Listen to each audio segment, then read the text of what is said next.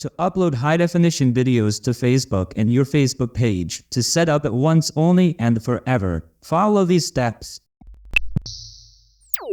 Hi, these settings will make your account and page on Facebook upload high-quality videos as a default HD if available. You should set this only once. Let's begin with the Facebook account. Click on the profile in the top right corner of the Facebook account. Click on Settings and Privacy. Choose Settings.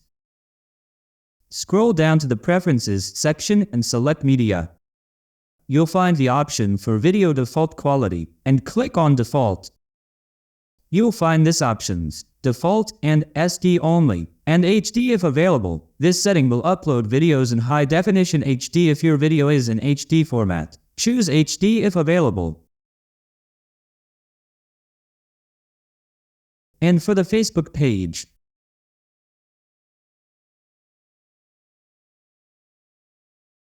click on the profile in the top right corner of the Facebook page. Click on Settings and Privacy. Choose Settings. Then choose this time, Videos. You'll find the option for Video Default Quality.